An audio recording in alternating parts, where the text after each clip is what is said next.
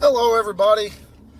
It is the end of my work week, so that means it's time for you to join me on the Homeward Path. This is the show that I record in my vehicle on the way home from work at the end of the work week. And my name is Adam. I'm a husband, father of 3, work a full-time job, and listen, magic's tough. It takes a lot of time and a lot of money, and if you're like me and don't have a lot of either one of those things because other responsibilities come first, then you should probably stay tuned, because I'm here to try to show you how I am seeking improvement at magic under difficult time and financial constraints. But before we get started, I need to remind you that I'm a part of the Constructive Criticism Network of shows. If you haven't checked out the other content on the network, it is fantastic, and you are doing yourself a disservice by not doing so. We bid a hopefully temporary farewell to the Arena Mythic cast, but Spencer returns, makes a glorious return to the flagship Constructive Criticism show. We've got Common Knowledge with Brad and Christian, and we've got Sam Black, one of the icons, one of the legends of Magic the Gathering, with his Insights Unlimited. So we've got something for everybody.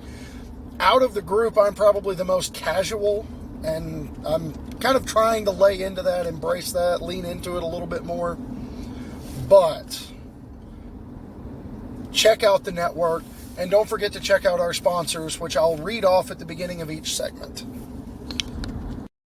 Hope everyone had a good week off. I know I did. And when I say week off, of course, I mean a week of work. But we're here. We're ready to dive in. So let's get things started with Budget Spotlight, which is brought to you by our sponsorship from PureMTGO.com. PureMTGO is one of the largest collections of Magic content on the web. You are doing yourself a disservice if there is anything you are looking for content-wise and you are not checking there first, because I got something for everybody. It is also made possible due to their sponsor at MTGO Traders, who are my favorite people to deal with when it comes to getting cards on Magic Online. Budget Spotlight is normally a segment where I'm spotlighting a uncommon, a rare, a mythic, and a commander slanted card. But this episode's going to be a little bit different because of the nature of what this episode's about. So this week we're doing all rares. And we're going to kick things off with Loyal Warhound. Loyal Warhound is 1 and a white for a 3/1. And when it enters the battlefield, if an opponent controls less lands than you, you search your library for basic plains, put it onto the battlefield tapped, and shuffle. Now, Knight of the White Orchid was and is a staple in white decks seeking an advantage in mana, going all the way back to its time in Standard, where it enabled several powerful builds that allowed you to jump. You know, you would be able to jump from 2 mana for Knight of the White Orchid all the way up to 4 mana for Rafika the Many on turn 3, or jump from 2 to 4 in order to cast Jace the Mind Sculptor, or jump from 2 to 4 in order to cast whatever. Right? It doesn't really matter what you were jumping up from 2 to 4 to cast. The fact is you're doing this with a white creature, which is really powerful.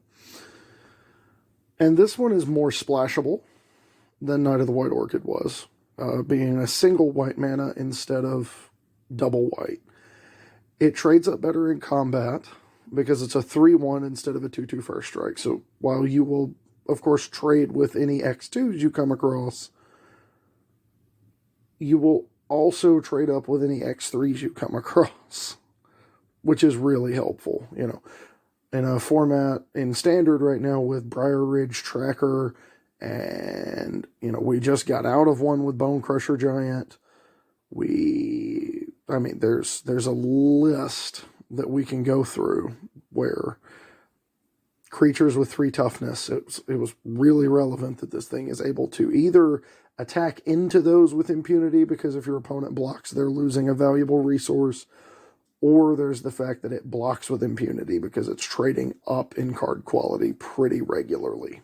So all the way around makes it relevant. And dog is not an irrelevant creature type either. I know we don't have the stuff in Standard anymore, it just rotated. But we do have dog creature type support, not for nothing. So, all totaled, that puts this card's price tag at $2 a copy on CoolStuffInc.com, and it looks like 24 cents or 0.24 tickets on MTGO Traders. So, just really not a bad price for such a good effect. Moving on, we have one that I put on this list in part just so I could say it on the record, and that is Asmora Nomardica Diced Occulticar. And I'm not going to say that again. Asmora is unique, shall we say. 3/3 human wizard, and I did not mention a mana cost because there's not one. Legendary creature. As long as you've discarded a card this turn, you may pay either a red or a black to cast the spell. And when Asmora Nomardica Diced Occulticar enters the battlefield, you may search your library for a card named the Underworld Cookbook, reveal it, put it into your hand, and then shuffle. And then you can sacrifice 2 food tokens. Target creature deals 6 damage to itself. Now, it's worth noting that, this card is... My first piece in the notes said this is a $2 card with a $4 name. This card is bonkers. The Underworld Cookbook, for reference, what you're searching for with this creature is a 1-mana artifact. Tap, discard a card, create a food token, pay 4, sacrifice the Underworld Cookbook, return target creature from your graveyard to your hand. So, not a bad piece of technology, if you will. Price value is at $2 on CoolStuffInc.com and 1 ticket on MTGO Traders. Who knew food could be on the Modern or Commander menu? Because that's what this enables. You can discard cards in order to generate food tokens, and then your food tokens can be sacrificed to anything that needs food tokens. Whether it's Asmora Nomardica Diced Occulticar herself, or cards like Savvy Hunter, which are strictly worse, sacrificing 2 foods to draw 1 card. Wicked Wolf, sacrificing a food to become indestructible. Regardless of what you're playing this thing in, it provides access to a way to make food tokens. It gives you artifact synergy, because you go get an artifact, and the tokens that you make with the Underworld Cookbook are themselves more artifacts. And it also enables Vengevine, because it's a creature spell that is perilously easy to cast. A really good example is when you cast something like, this is going to be kind of a, oops, this is technically incorrect, but Faithless Looting, something like a Faithless Looting. So that you can get the Vengevine into the graveyard. Or a really good example, a better example right now that is legal in Modern, would be casting a creature who has an additional cost to cast of discard a card. Or when this creature enters the battlefield, discard a card. And you do that, discard Vengevine, and then cast Asmora Nomardica Diced Occulticar as your second creature spell, which in turn revives your Vengevines. So, all the way around, just not a bad pickup. Again, $2 card, really powerful applications. Honestly, the likes of which we really don't know yet, because Modern is kind of in an interesting place at the moment. Moving on to our next one, we have Nevin Ryle's Disc. Now, this is one I'm going to have to pull up. For full disclosure, I am currently recording this at home because we had a very, very, very hectic weekend. And we got a little behind on a lot of the other things we normally want to do.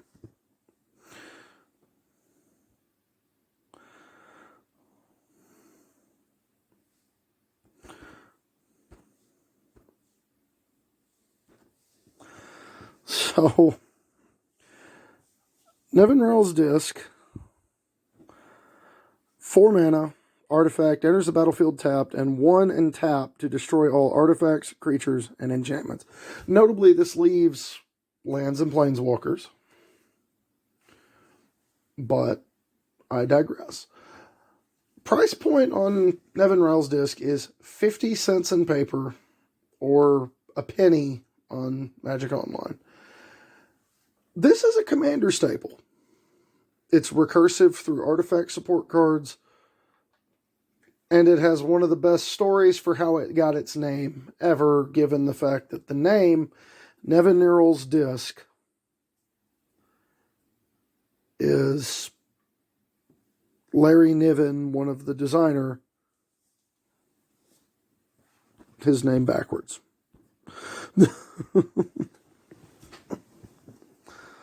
So, worth pointing that out.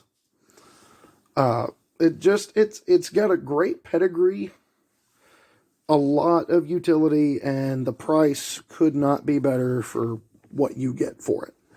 You know, it's a 50-cent board wipe in Commander. It's a 50-cent board wipe in Modern if you try hard enough. Whether you're playing it with something like Amulet of Vigor or just doing it the old-fashioned way. Just really, really valuable piece to have in the toolbox. For 50 cents, you can do a lot worse. And last but not least, we have our another standard entrant into the competition, as it were. Burn Down the House, which is 3 and double red sorcery. Either you choose one. It's modular, so you know I'm here for it already. 5 damage to each creature and planeswalker. Or create 4 1/1 red devils that, when they die, deal 1 damage to any target. So, this may actually be the best sweeper in Standard right now. Like, I know we're in a Standard format that has access to cards like Shadow's Verdict, Crippling Fear, Draconic Intervention. I know there's more. Blood on the Snow. Doomscar. The Mastery, the White Mastery, whose name I can't remember, but got played against me today. I think this might be the best one. Like, most of the creatures you need to hit are going to get hit by it on turn 5. Including the tokens from Esca's Chariot and a token from Ren and 7 if they cast it on curve, or if they cast it ahead of curve and you're on the play. They cast Ren and 7, made a token, crew the chariot, hit you for 4, made another token, and you just untap and clap them all for 5 mana. That's really strong. The fact that it also claps planeswalkers is a big part of the allure here, because incidentally getting the Ren and 7 alongside the tokens, incidentally getting Loth alongside the tokens, incidentally cleaning up Professor Onyx along with, an Emrith. The fact that it kills an Emrith without having to get around Ward, clearing out token swarms. And then there's the fact that, unlike the other sweepers, this even has utility on empty boards. So even if you're in a situation where, you're a little ahead, or the boards are even, and you just top deck this, you're like, well, let's see if they got a counter spell. Because if they don't, these little things will kill them in 4 turns. Let's make these devils. Let's make them. Let's get in there. And not for nothing, one of the best decks in Standard, as of current, is, Blue-Red Epiphany. And being able to play a version of Blue-Red Epiphany that does not open itself up to opposing creature removal at all seems like an interesting proposition. Especially when you're able to do it with, crush the weak in Cinderclasm to clean up small bodies, and then you can scale up to this to clean up the big ones. Well, it kills basically everything you need to kill in the standard format for 5 mana, giving me huge Hour of Devastation vibes when it was first released, except it's in an even better place. So I really like Burn Down the House, and especially at its price point for 50 cents or 6 cents on Magic Online. 50 cents in paper, 6 cents on Magic Online. That's ridiculous, right? So that's going to wrap up Budget Spotlight. Let's move into our second segment, Brew of the Week, which is brought to you by our affiliate program through Grey Viking Games. Brew of the Week is where I'm spotlighting a deck that I feel like doesn't get the press that it deserves, whether it's because it's really cheap or because it just looks really good for the value that you're investing. This week's brew is Modern Hardened Scales. Your core concept is to dominate the battlefield with your group of powerful and synergistic threats before using Arcbound Ravager to push for lethal.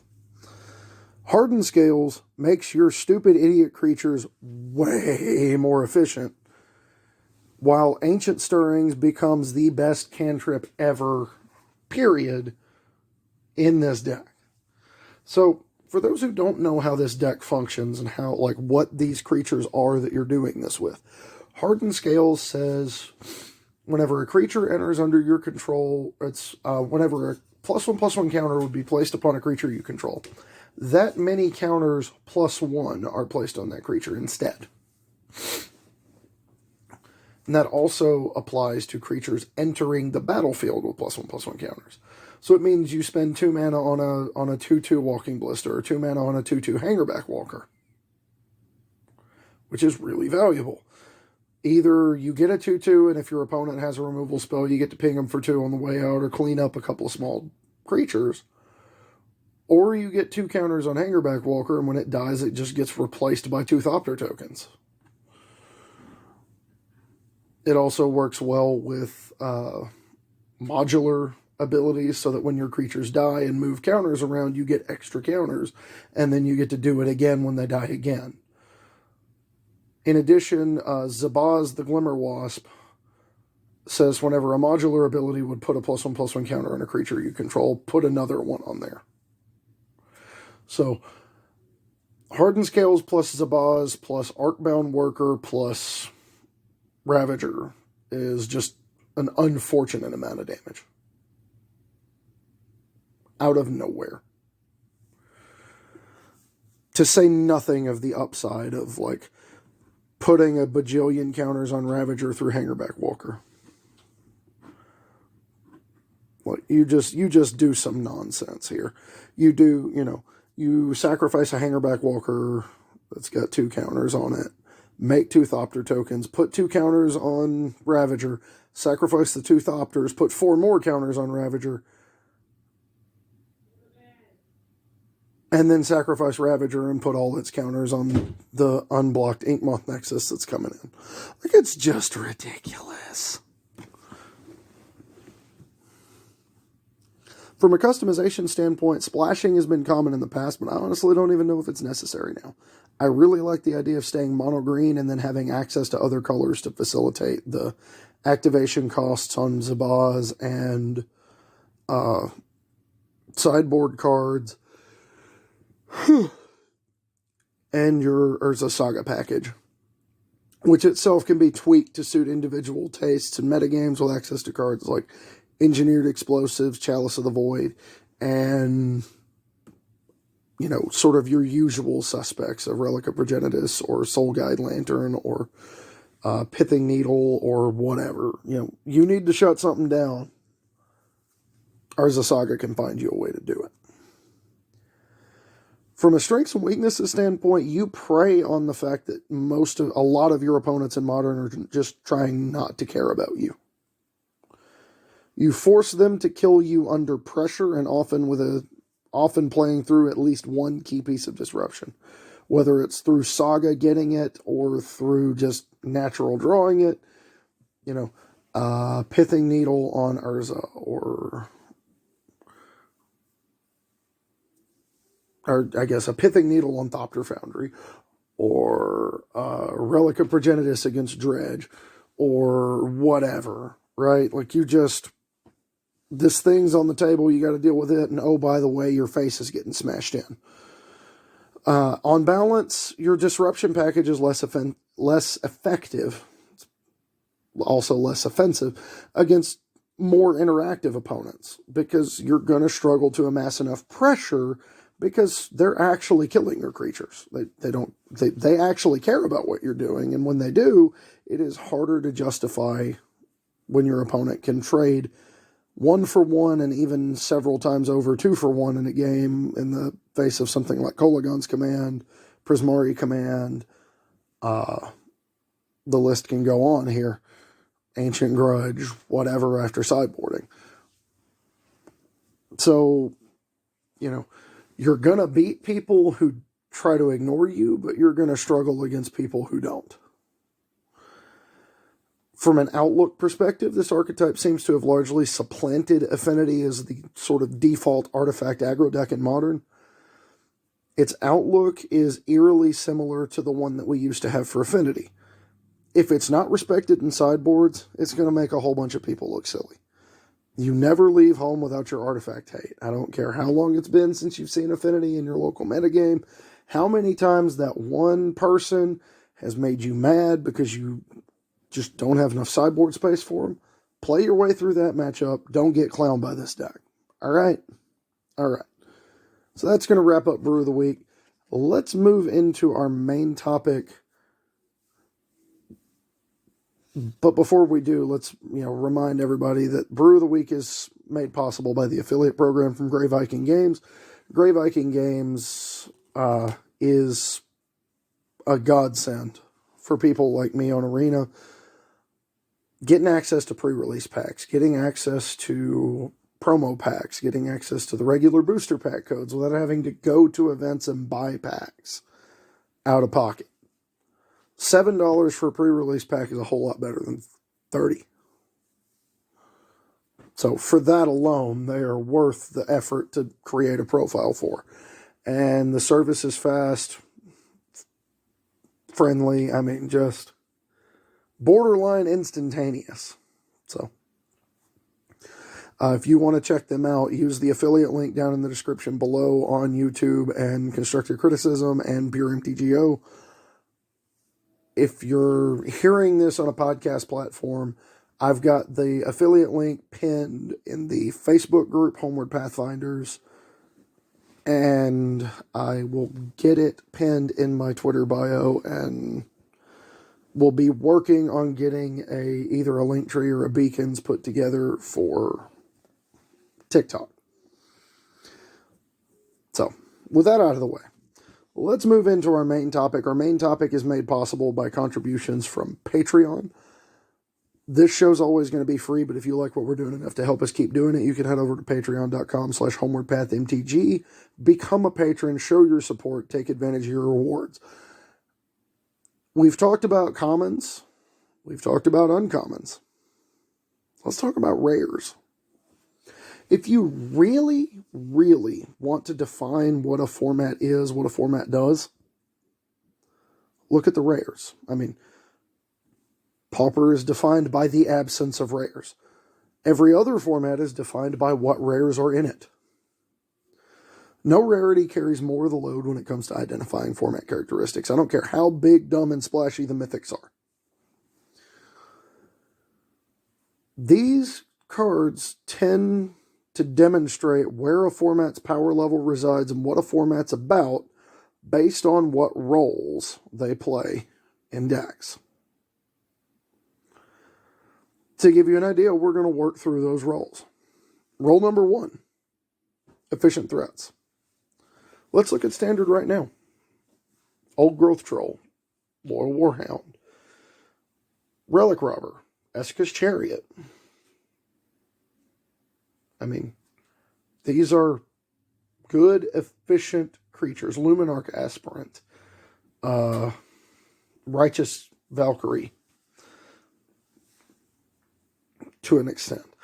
These are creatures that give you power and toughness for mana. They give you exactly what you need. They are the juice. They are what you're in for, right? They establish the format speed as well as what kind of interaction is necessary. A really good example is looking at the Gruul Werewolves deck, which is mostly like it's some good common and uncommons to fill out the curves, but your best cards are all rare. And if you don't have the right removal, if you're stuck playing a bunch of Play with Fires and Shocks, you're going to have a bad time. But if you're playing a bunch of removal that actually kills their stuff, it's just a completely different experience. Role number 2 is your advantage generators. Some examples from your past include Dreadhorde Arcanist, Glint-Sleeve Siphoner, Dark Confidant, Runaway Steamkin, Experimental Frenzy, Memory Deluge, Tireless Tracker, Lotus Cobra. These dictate the ways you can pull ahead of your opponents, whether by doing it with cards, mana, both. You know, it's how you can get ahead. Standard right now has got quite a few of those. I mean, I guess a few anyway. Tovolar's really good. Suspicious Stowaway is a really good example. They're creatures that allow you to pull ahead of your opponent. Lotus Cobra's still in Standard to get you ahead on mana. I mean, what more do you want? These dictate far and away. Like, there's a lot that these cards do to just kind of patch decks together that really otherwise probably wouldn't have ways to do it. Role number 3 are your mechanic signpost cards, because, you know, at the end of the day, each standard format is defined as much by what your cards do in the text box as they are by, like, what roles they're playing in your deck, right? Like, what style of play, what are the sets about? The rares tend to give you a really clear picture. Cards like Confiscation Coup are a good example of a mechanic signpost that you get 4 energy, you can turn that into steal this creature. Just give me that thing. If you have extra energy laying around, oh, you can take a bigger thing. That's a nice Scarab God you have there. It's mine now. Ironcrag Pyromancer. If we're looking for a good reason to play the Draw 2 deck, getting a free Lightning Bolt out of every second draw, that's pretty strong. Arcbound Ravager. I mean, that thing needs no introduction, right? Play a bunch of artifacts, break your opponent's face. That's Arcbound Ravager. Thieves Guild Enforcer. We're all happy to have seen that card rotate from Standard, right? Mechanic Signpost.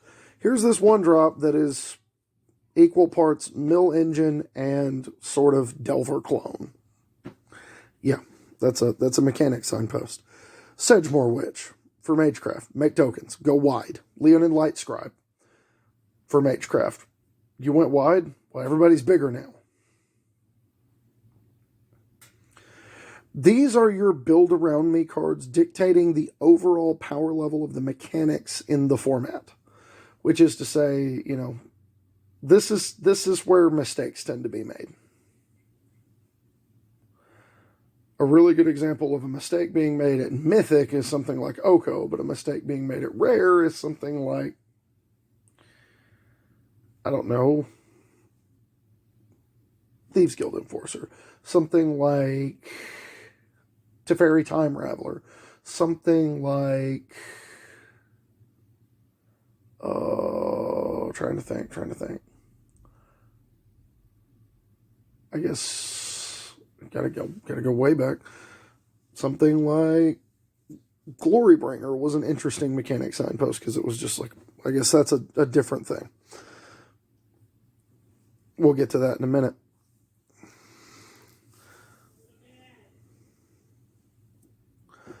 But these, your mechanic signpost cards, and the last role we're going to talk about in a little bit, tend to play the biggest role in determining sort of what the overall identity of the format is. Like what decks do, what decks are good, what decks are playable, what decks aren't. Are the mechanic signposts, and we'll get to the other one in a minute. Role number 4 are your bombs. And this part's pretty self-explanatory.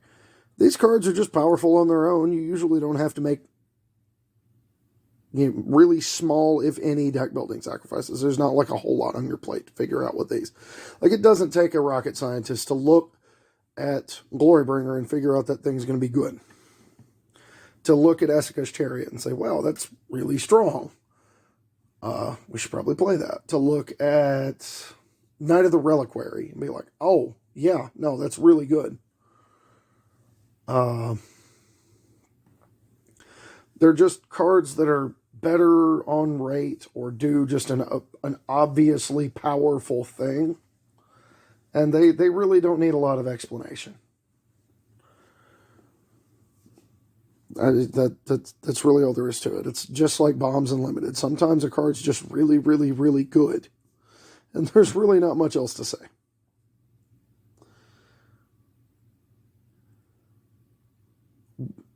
Another thing that kind of, I guess I missed one when I was actually writing these notes out, now that I think about it.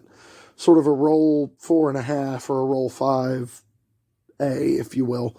But just your really, really good rate cards. And this is where a lot of your rare removal spells, your rare disruption cards are going to fall. The likes of Disallow, Elite Spellbinder, Thoughtseize. These tell you the smallest amount of mana you can pay to get that effect, or the biggest body that you can put on that effect for that mana card. Like, it's the apex of what that effect does in your format. Sometimes they skew mana curves lower in the case of formats that feature Thoughtseize or cards like Fateful Absence that just invalidate expensive creatures.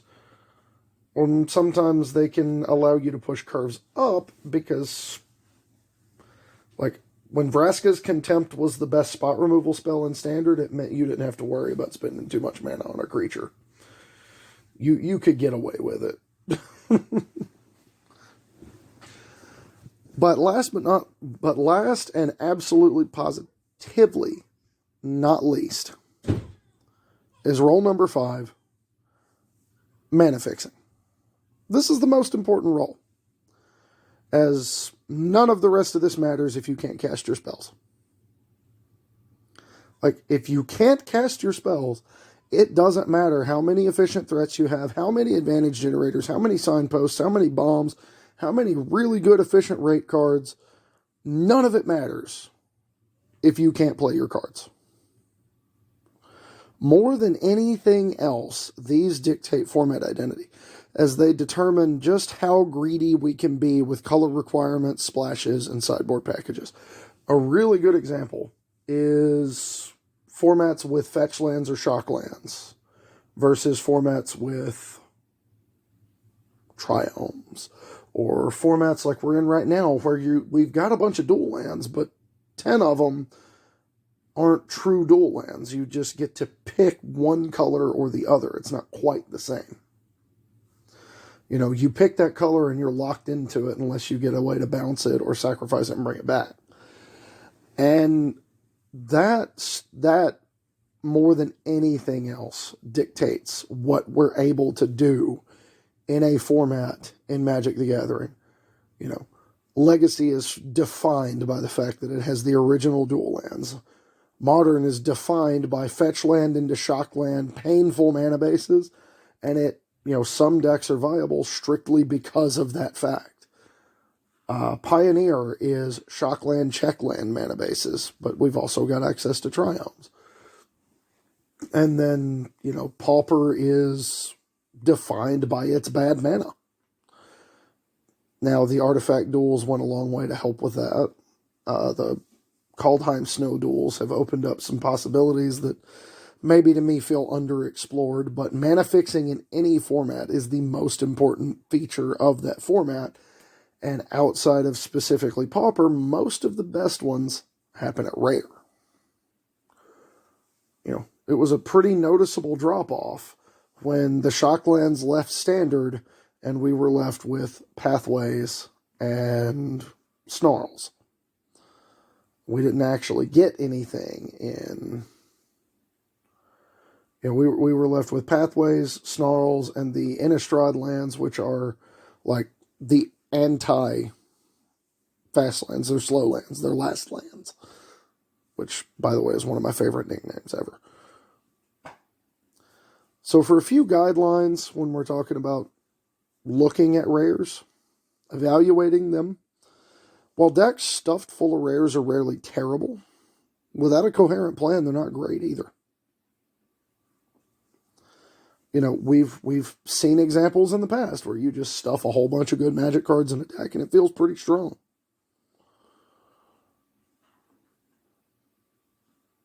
But rare wild cards are your most precious resource on Magic Arena. When it comes to deciding what you're going to spend rare wild cards on, it's best to start with something that sees play in a lot of places.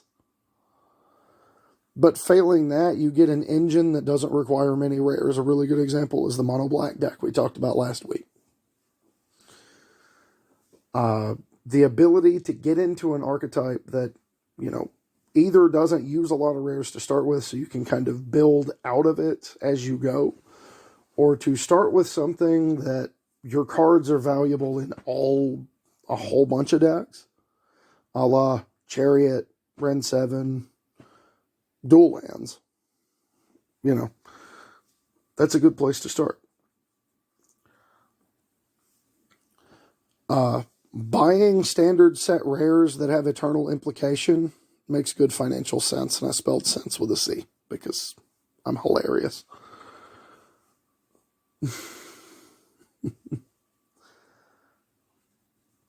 What I mean by that is a card like a Fateful Absence.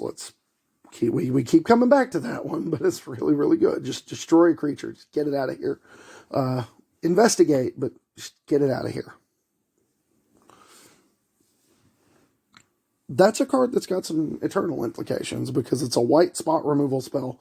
Even if not in Modern or Pioneer, it's really, really good in Commander, where frequently you don't have access to that kind of effect in white.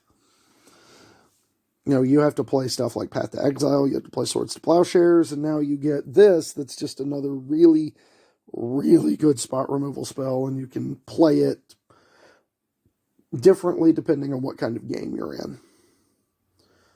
On balance, buying quote-unquote standard staple rares that don't have eternal implications. Let's try not to do that. But in general, a working knowledge of the heavily played rares in your format grants a sizable edge in deck construction and gameplay. And that feels like the coldest take ever, but you'd be surprised. It is a major part of what we do in this game. Just knowing what the other person is up to. Having a clear picture and adjusting what you're doing according to it. Not just in game, but just in deck building in general is a really, really, really smart, savvy place to be. And it's also good from the MTG finance perspective because you can not only know where they are, but know where they're going. Which gives you a leg up on the competition. If you know where they are and can guess where they're going, you can get in before the other people do. So that's going to wrap up this episode, everybody. I hope you've enjoyed it. Again, you got questions, you've got comments, you've got concerns, send them to me on Twitter at HomewardPathMTG. Join the conversation in the Facebook group, the Homeward Pathfinders. Went blank. If you're a patron of the show, you get access to the Patron Pathfinders Discord, where, as of right this moment, my wonderful partner has actually taken up some practice in streaming their games. We're still learning when it comes to the competitive side of the game, but it's been fun. For those who don't follow me on, if you want to get to know the guy behind the mic here, you can follow me on TikTok at HomewardPath Gaming. That's also my YouTube channel. If you're not doing this there, on YouTube, I will periodically, once I actually start recording them again, put up gameplay videos for games like Madden 21, Gundam Battle Operation 2. I just downloaded and installed Splitgate. We're going to see how that goes. I've not given it much of a chance yet, and eventually we'll get back to playing. On PC, I've got Halo, Master Chief Collection, and one of these days I've got to do a playthrough and review on the Knights of the Old Republic games, but because I have them and just haven't played them. But for those of you who don't follow me currently on TikTok and did not get to hear about this, my partner and I are in the process of a race to Mythic. We both started in Bronze. Of course, Amaris is playing against other starter decks, has a leg up in the competition, and I'm not bitter about that at all. Because the goal of this is for both of us to come out the other side of it better Magic players. And by getting after each other to play more Magic, we get to be better Magic players. So I will be posting some, at least a weekly update about that on TikTok. And then we'll probably share that a similar update on here as we go. And y'all better believe at the end of this, whoever gets Mythic first is writing the episode that we're going to do together about this. So, again, that's all we've got for this week. I hope you've enjoyed it. All the social media information's been given out, so I leave you with parting words. We know everybody's going through stuff right now. So, when dealing with other people, please always lead with kindness. Always try to be nice, but never fail to be kind. So laugh hard, pick good rares, but be kind. And we'll catch you next week, everybody. Be safe.